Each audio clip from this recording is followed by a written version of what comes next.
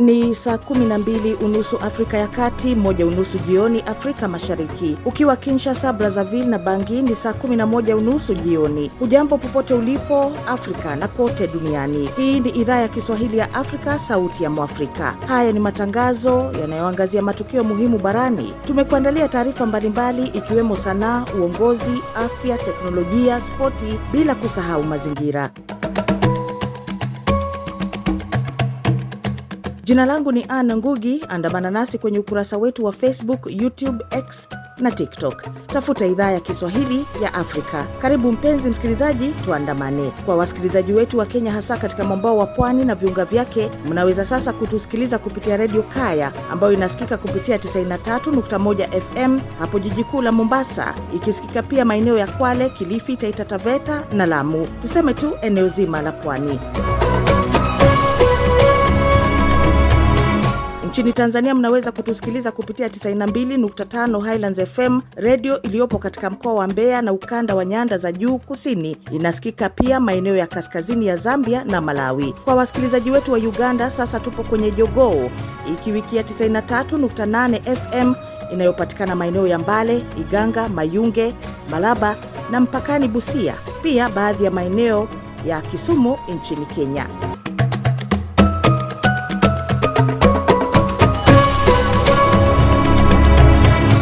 Hili ni jukwaa la waandishi ambalo hukujia kila Ijumaa, ambapo mimi na wanahabari wenzangu huzungumzia masuala mbalimbali yanayohusu bara Afrika. Hii leo tunajadili kongamano la Afrika na Ufaransa ambalo limekuwa mjini Nairobi, Kenya wiki hii. Hatua ya Nairobi kuwa mwenyeji wa mkutano huu mkubwa wa Afrika na Ufaransa ni ishara wazi kuwa Kenya inaendelea kujijenga kama kitovu muhimu cha diplomasia kimataifa barani Afrika. Kwa miaka ya hivi karibuni, Kenya imekuwa ikitumika kama daraja la kisiasa, kiuchumi na kidiplomasia. Sasa kwa Tanzania, kwa kuwa imewakilishwa vyema katika mikutano ya kibiashara, hususan hapo Nairobi, kwa mtazamo wa kiuchambuzi, wa Tanzania wanapaswa kutazamia zaidi makubaliano yanayohusu uwekezaji mrefu kuliko matangazo tu ya kisiasa, unaweza ukasema, ya muda mfupi. Pia ushiriki katika majukwaa kama haya mara nyingi hasa hulenga sekta zenye uwezo mkubwa. Kikubwa zaidi ilikuwa ni kuangalia ni kwa namna gani Rwanda inaweza kuwa sehemu ya mataifa ya Kiafrika ambayo yatanufaika na kitita cha dola bilioni 27 ambazo Ufaransa imezitolea kwa nchi za Kiafrika. Na kumbuka hii ni miradi mikubwa ambayo inahusisha pia masuala ya teknolojia kama nilivyosema. Kwa hivyo katika hali hii hakuna mkataba kinagaubaga ambao ulisainiwa, lakini kikubwa ni kwamba pesa hii itakapokuja itasaidia mikataba ambayo tayari iko miongoni mwa nchi hizi mbili. Kuna ahadi na hatua madhubuti za Ufaransa kuwekeza katika usafirishaji wa madini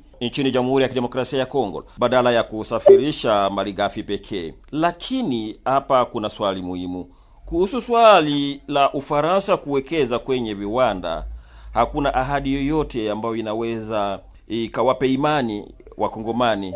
Lakini kwanza hebu tupate taarifa za habari naye mwanahabari Edith Peter akiwa Dar es Salaam.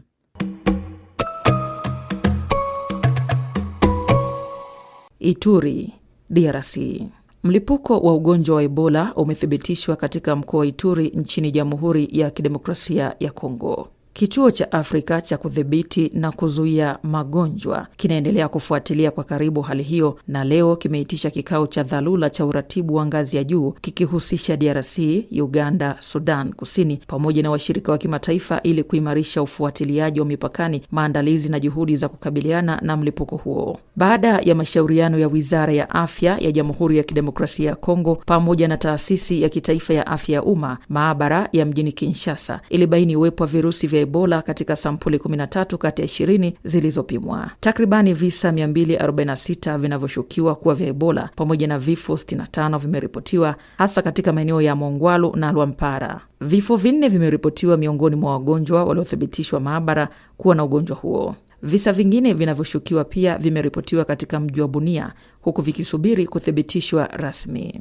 Tukisalia huko Ituri, wapiganaji wa kundi la Convention for the Popular Revolution wametangaza kusitisha mapigano katika eneo la Ituri kuanzia siku ya jana. Kundi hilo linaloongozwa na Thomas Lubanga limeamua kuweka silaha chini kufuatia mazungumzo yaliyofanyika kati yao, jeshi la Uganda People's Defence Force pamoja na wanajeshi wa Jamhuri ya Kidemokrasia ya Kongo. Mazungumzo hayo yalifadhiliwa na Rais wa Uganda Yoweri Museveni pamoja na Rais wa Jamhuri ya Kidemokrasia ya Kongo Felix Tshisekedi. Wiki iliyopita mashirika ya kibinadamu yalitangaza kuwa mapigano kati ya waasi wa CPR na mahasimu wao wa Codeco yalisababisha vifo vya zaidi ya watu 70 huku mamia wakiyakimbia makazi yao katika mkoa wa Ituri. Mkoa huo pia unaendelea kukabiliwa na mashambulizi ya waasi wa Allied Democratic Forces.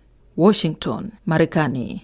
Uamuzi wa rais wa Marekani Donald Trump wa mwaka jana wa kulivunja ghafla shirika la Marekani la maendeleo ya kimataifa USAID ambalo lilikuwa miongoni mwa wafadhili wakubwa wa misaada duniani umefuatiwa na ongezeko kubwa la vurugu katika baadhi ya mataifa ya Afrika ambayo shirika hilo lilikuwa likiyasaidia, kwa mujibu wa utafiti uliochapishwa siku ya Alhamisi. Ingawa waandishi wa utafiti huo hawakusema moja kwa moja kuwa kupunguzwa kwa misaada USAID ndiko kulikosababisha kuongezeka kwa vurugu hizo, walieleza kuwa matokeo hayo yanaonyesha kwamba kupunguzwa kwa misaada kwa kiwango kikubwa na kwa ghafla kunaweza kuyumbisha maeneo yenye mazingira dhaifu.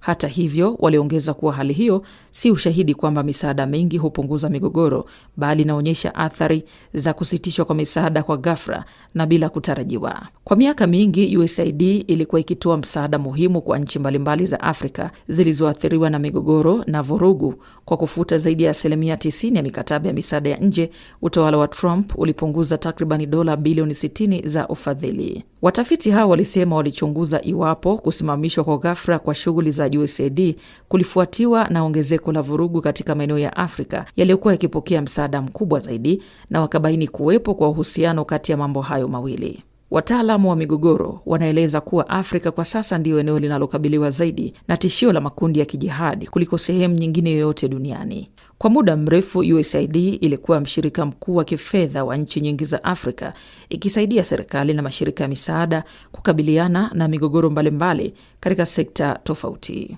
Khartoum, Sudan. Takribani watu milioni 20 nchini Sudan, sawa na zaidi ya 40% ya wananchi wake, wanakabiliwa na njaa kali, kwa mujibu wa ripoti ya taasisi ya kimataifa ya ufuatiliaji wa njaa. Vita vinavyoendelea nchini humo vimegeuka kuwa chanzo cha janga kubwa zaidi la njaa duniani.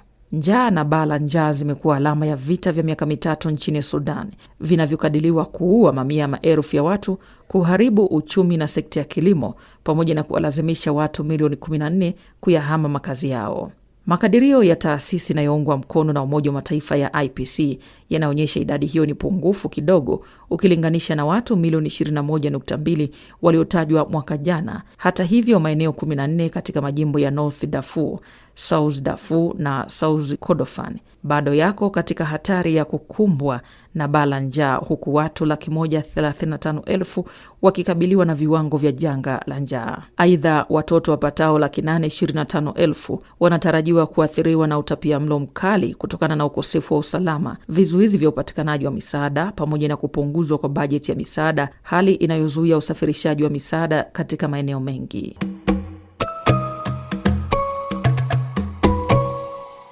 Shukran sana Edith, na moja kwa moja sasa tunasema hivi. Kwa miaka sasa Ufaransa ilinyoshewa kidole cha lawama kwa kuingilia kati nchi koloni zake, hususan bara Afrika. Lalama hizi zimefanya baadhi ya mataifa Afrika Magharibi ikiwemo Niger, Mali na Burkina Faso kukata uhusiano na ushirikiano wowote na Ufaransa. Ni talaka ambayo wadadisi wanasema imechochea Paris kupanua mabawa yake na kuanza kubisha hodi kwengine. Na kwa mara ya kwanza Ufaransa imeandaa kongamano lake na bara Afrika katika nchi inayozungumza Kiingereza, yani Kenya. Kongamano la siku 2 ambalo liliongozwa na Rais wa Ufaransa Emmanuel Macron na mwenyeji wake William Ruto liliashiria kuweka ujumbe kwamba Paris ingali na ushawishi Afrika na kwamba wakati umefika kwa Ufaransa kuwatafuta washirika wapya. Kikao cha Nairobi kiliwakutanisha zaidi ya marais 30 wa Afrika, wanauchumi wakuu na wawekezaji, pamoja na mashirika makubwa ya Ufaransa.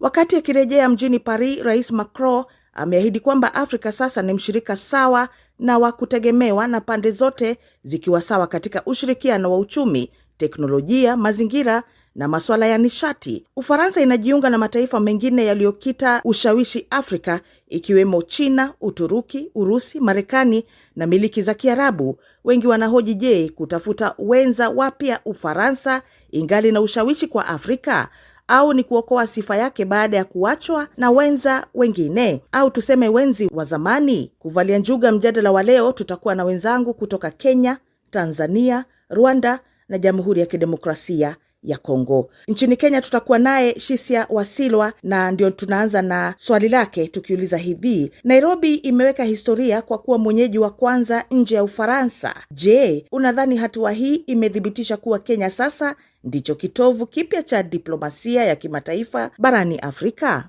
Bila shaka hatua ya Nairobi kuwa mwenyeji wa mkutano huu mkubwa wa Afrika na Ufaransa ni ishara wazi kuwa Kenya inaendelea kujijenga kama kitovu muhimu cha diplomasia ya kimataifa barani Afrika. Kwa miaka ya hivi karibuni, Kenya imekuwa ikitumika kama daraja la kisiasa, kiuchumi na kidiplomasia kati ya Afrika na dunia. Na Nairobi tayari ni makao ya mashirika ya Umoja wa Mataifa, taasisi za kifedha pamoja na mikutano mikubwa ya kimataifa. Kwa hiyo kuandaliwa kwa mkutano huu nje ya Ufaransa kwa mara ya kwanza kunaonesha imani ambayo mataifa ya kimataifa yanaweka kwa Kenya katika masuala ya usalama, diplomasia na uwekezaji. Pia ni nafasi kwa Kenya kuonyesha uwezo wake wa kuongoza mijadala kuhusu biashara, teknolojia, mazingira na ushirikiano wa bara la Afrika. Hata hivyo, pamoja na hadhi hiyo, changamoto kubwa ni kuhakikisha kuwa diplomasia hiyo inaleta manufaa ya moja kwa moja kwa wananchi wa kawaida kupitia ajira, biashara na maendeleo ya kiuchumi.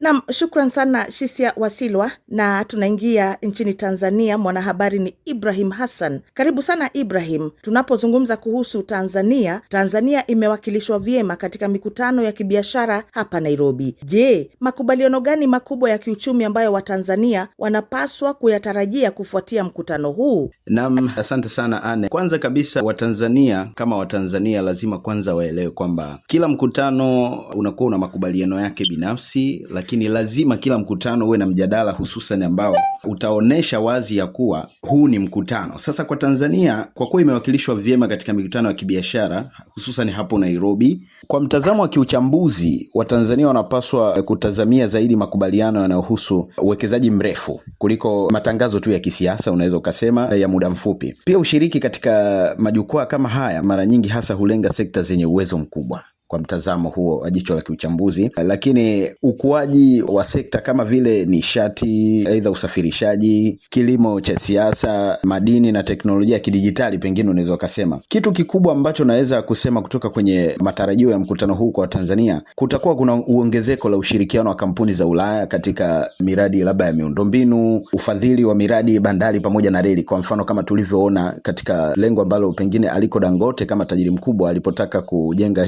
mtambo ule Tanga, lakini pia kuna mzozo hapa karibuni kwamba pengine utapelekwa Mombasa. Kwa hiyo mikutano kama hii inaongeza ufadhili, lakini pia katika miradi kama hiyo niliyosema, bandari pamoja na masuala kama ya reli ambayo itainua usafirishaji. Naam, shukran sana Hassan kwa jibu hilo. Nchini Rwanda tunaye mwanahabari Silvenas Karemera. Rwanda na Ufaransa zimekuwa na mahusiano ya karibu ya kiteknolojia hivi karibuni. Je, kuna mikataba mahususi ya akili mnemba yani AI iliyoafikiwa kwa ajili ya vijana wa Kigali?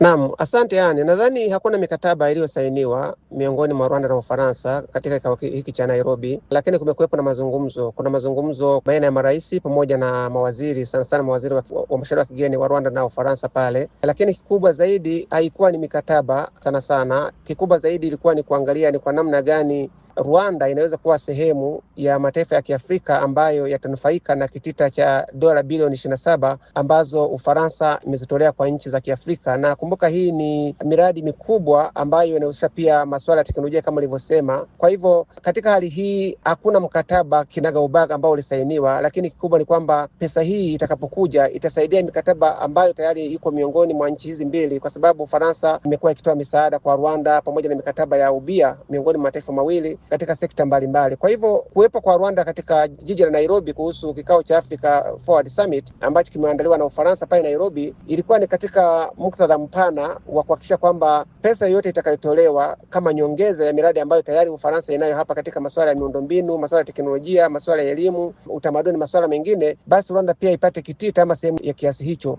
Kwa hivyo wengi wanaamini kwamba kuwepo kwa Rais Kagame pamoja na ujumbe wake pale Nairobi kwa muda wa siku 2 kuliashiria kwanza uhusiano mzuri baina ya Rwanda na Ufaransa ambao sasa hivi umeshaboreka sana sana katika serikali ya Bwana Macron, lakini pia kiuchumi ni faida kwa sababu pesa itakayopatikana katika kitita hiki ambacho nimekizungumzia itasaidia kuweza kuisaidia Rwanda pia kupata sehemu yake kama nchi moja miongoni mwa nchi za Kiafrika. Na hatimaye kutoka nchi ya Jamhuri ya Kidemokrasia ya Kongo tunaye Msekedide, swali ambalo ninauliza leo ni kwamba Waziri Teresa Kayikwamba amesisitiza kwamba swala la madini, je, kuna ahadi yoyote ya Ufaransa kuwekeza kwenye viwanda vya usindikaji madini ndani ya nchi yenu DRC badala ya kuyasafirisha yakiwa ghafi? Asante sana Ane kwa swali hili. Ndiyo, kuna ahadi na hatua madhubuti za Ufaransa kuwekeza katika usafirishaji wa madini nchini Jamhuri ya Kidemokrasia ya Kongo badala ya kusafirisha malighafi pekee. Lakini hapa kuna swali muhimu. Kuhusu swali la Ufaransa kuwekeza kwenye viwanda, hakuna ahadi yoyote ambayo inaweza ikawape imani Wakongomani, na kile ambacho tutafahamu ni kwamba wajua kama Ufaransa ufukuzwa kama ulivyotangulia kusema mahali pote, haswa katika maeneo ya Afrika Magharibi, sababu hawainue uchumi wa nchi yoyote ile, na Ufaransa umezoea kuishi kwa hali ya kimagendo na hawana ushawishi kwa sababu ni watu wanaotumainia haswa mikataba ikiwepo iwe ya upande mmoja kwa maslahi au kwa mafanikio yao wenyewe.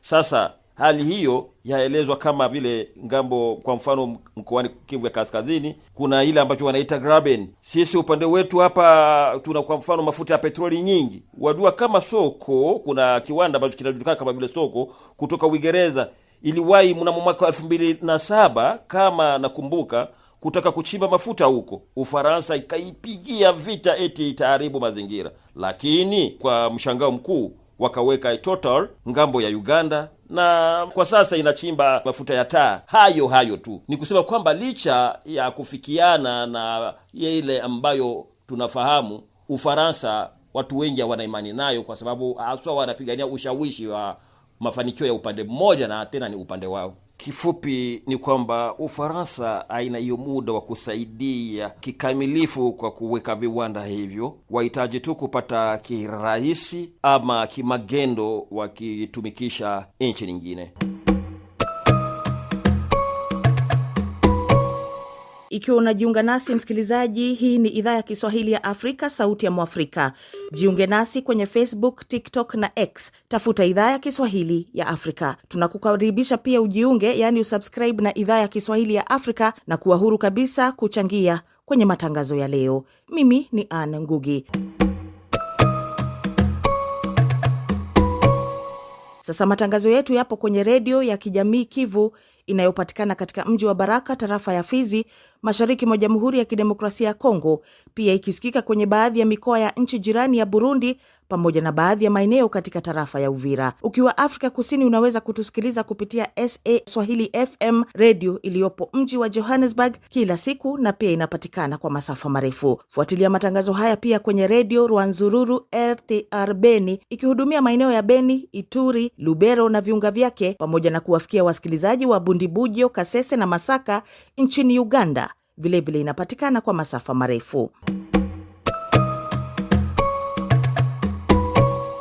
Tunaendelea na mjadala wetu jukwaa la waandishi, na hii leo tunaangazia kongamano la Ufaransa na bara Afrika lililofanyika wiki hii mjini Nairobi nchini Kenya. Tuko kwenye msururu wa mazungumzo hapa na wanahabari mabingwa wa jukwaa katika idhaa ya Kiswahili sauti ya Afrika. Tunaye Shisia Wasilwa nchini Kenya, ambapo ninarudi kwako nikiuliza, kuna mfuko wa dola bilioni 27 uliotangazwa. Ni kwa kiasi gani sekta ya teknolojia ya Kenya, yani Silicon Savannah, itanufaika na uwekezaji huu? Na sekta ya teknolojia ya Kenya inaweza kuwa miongoni mwa wanufaika wakubwa uwekezaji huu ikiwa kutakuwa na utekelezaji mzuri wa mradi na sera zinazowezesha ubunifu. Kenya tayari imejijengea jina kama Silicon Savannah kutokana na maendeleo ya fintech, huduma za kidijitali, ubunifu wa vijana na matumizi ya kiteknolojia katika biashara kama vile M-Pesa. Fedha hizi zinaweza kusaidia kukuza maeneo kama akili unde, huduma za kifedha za kidijitali, nishati safi, mafunzo ya kidijitali kwa vijana pamoja na uwekezaji katika biashara ndogo zinazoanza kanda hii ya Afrika Mashariki. Pia zinaweza kusaidia kuboresha miundombinu ya mtandao, vituo vya ubunifu na tafiti za kiteknolojia katika vyuo vikuu. Lakini jambo muhimu ni kuhakikisha kuwa fedha hizo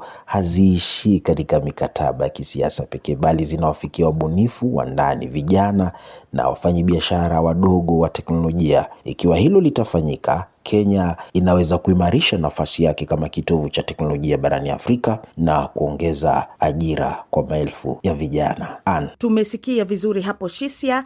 Tanzania, Hassan, kumekuwa na msisitizo wa uchumi wa bluu, yani uchumi ambao unahusu mazingira ya maji. Je, Tanzania inajipangaje kutumia ushirikiano huu kuboresha bandari zake na biashara katika bahari ya Hindi? Asante sana Anne kwa mara nyingine katika swali hili zuri sana ambalo ukilitazama pengine na mashiko. Sasa kweli kumekuwa na msisitizo wa uchumi wa buluu. Kiuliza kuwa Tanzania inajipangaje kutumia ushirikiano huu kuboresha bandari zake na biashara zake katika bahari ya Hindi, mimi nitasema kwamba kwanza Tanzania ina nafasi ya kipekee katika uchumi wa buluu kwa sababu ya ukanda wake mkubwa wa bahari ya Hindi, bandari zake za kimkakati kama bandari ya Dar es Salaam ambayo imekuwa maarufu sana siku zote hizi katika shughuli zake za usafirishaji, upakuaji wa mizigo na kadhalika, pamoja na bandari ya Tanga kwa sasa ambayo iko katika mkakati mkubwa. Na hata ukiangalia bandari ya Tanga kwa sasa ni miongoni mwa bandari ambazo zimeingia katika mfumo ama mkakati mkubwa sana wa kimageuzi. Imekuwa ikipokea mizigo mikubwa. Hivi karibuni utaona kutoka nchi mbalimbali za Ulaya meli kubwa zikitua hapa. Uchumi wa buluu, kwanza lazima watu wafahamu uchumi wa buluu unahusisha vitu gani. Wengi wanachambua tofauti, wengi wanaelewa tofauti. Maji kutoka baharini, nini hasa kimo, nini tija imo katika bahari? Kuna mambo mengi sana. Kuna masuala ya uvuvi humo ndani utakutana nayo, kuna masuala ya kilimo. Kuna watu wengine wanauliza kilimo, siku za usoni unakutana na mtu unaongea naye anakuambia kilimo baharini ni kilimo gani? Kwa ukanda wa pwani nafikiri kuanzia Mombasa kote huko, Zanzibar, Tanga hii na maeneo mengine ambayo yana bahari ya Hindi, kuna kilimo cha mwani. Hivi karibuni kimekuwa kikitikisa sana katika mataifa mbalimbali kwa sababu ni kilimo ambacho kimekuwa cha tija sana na watu wengi wamenufaika nacho sana. Zao la mwani limekuwa linaingizia watu kipato sana. Watu wanalima na linalimwa katikati ya maji bahari. Kwa hiyo kimkakati Tanzania inaweza kutumia ushirikiano huu katika maeneo matatu makubwa. Kwanza, kuboresha miundombinu ya bandari ili kuongeza kasi ya biashara ya kikanda. Lazima bandari ziboreshwe ili kuongeza kasi ya biashara ya kikanda. Hatuwezi kuwa na bandari ambazo kwa lugha nyingine ya Uswahili fasaha unaweza kuziita bandari bubu. Maana nyingine zipo bubu katika mtindo wa kuingiza na kutoa mizigo kiholela pasipo kufuata sheria,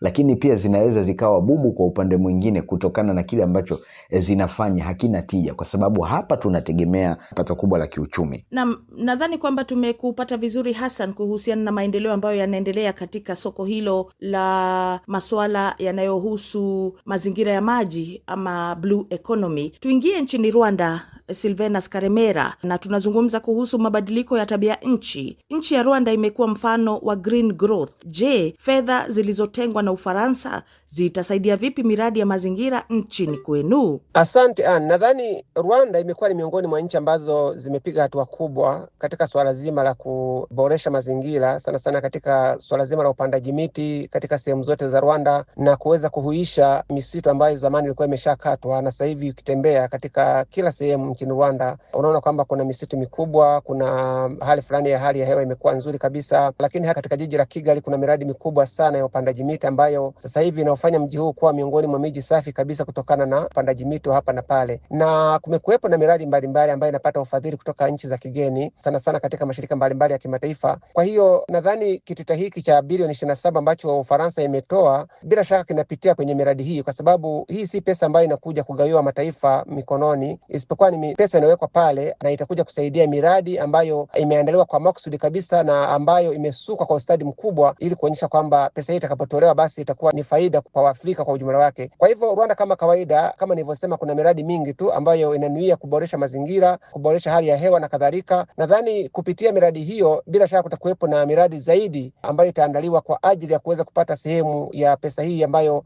Ufaransa imetoa kwa Afrika. Lakini hilo pia kama nilivyosema mwanzo ni kwamba ipo miradi mingine ambayo nchi mbili zimekuwa zikishirikiana katika nyanja mbalimbali, na katika hali hii basi tunaamini kwamba pia katika eneo la kuboresha misitu, kuboresha hiyo green economy ambayo kwa nasema ama uchumi wa kijani kwa ujumla wake, ni kwamba pesa hiyo inaweza kusaidia kwa namna moja ama nyingine. Na ninachojua katika uzoefu ninachojua ni kwamba katika mradi wowote ambao Rwanda inaandaa, iwe ndani kupata ufadhili wa ndani au hata kupata ufadhili wa nchi za nje kama ambavyo tunazungumzia kuhusu Ufaransa, miradi hii imekuwa ikifanikiwa kwa sababu kiwango cha ulaji rushwa na upoteaji wa mali za umma ni kidogo sana ikilinganishwa na baadhi ya mataifa mengine barani Afrika. Kwa hivyo nadhani kutakuwepo na faida kubwa, na katika miaka inayokuja bila shaka tutaona tuseme faida ya pesa hii ambayo Ufaransa imeitoa katika nchi za Kiafrika. Kwa upeo huo tunaingia nchi ya Jamhuri ya Kidemokrasia ya Kongo, na katika upande wa mashariki kule Beni, mwanahabari ni Msekedide. Msekedide, kama nchi iliyoingia kwenye Baraza la Usalama la UN ama Umoja wa Mataifa,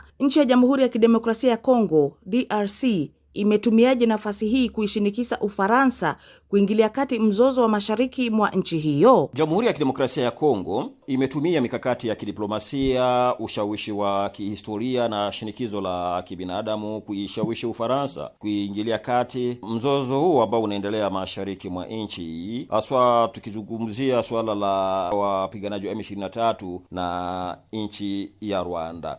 Lakini kabisa katika yote hayo, lazima hapa tuzungumzie neno ambalo sisi tupo kwenye shauri hilo la kama vile unavyoongea la Umoja wa Mataifa, na kazi amefanya mwakilishi wa Jamhuri ya Kidemokrasia ya Kongo ni kuamakia tu, na anapopewa neno inasikika na wengi kama vile kawaida, yeyote aliye na masikio husikia, lakini ameweza kushawishi wamoja au wengine. Ila Ufaransa ina ajenda yake, sio kama vile Ufaransa haifahamu. Hapana, anafanya tu makusudi, ni kwa sababu ya yale anayoyahitaji nchini Jamhuri ya Kidemokrasia ya Kongo anayapata katika nchi ya Rwanda au Uganda bila gharama yoyote. Na unajua pia kama Ufaransa ndiyo imeruhusu Wanyarwanda wakati huu mwaka 1994 kuingia nchini Jamhuri ya Kidemokrasia ya Kongo kisha kushindwa kuzuia mauaji ya kimbari huko Rwanda.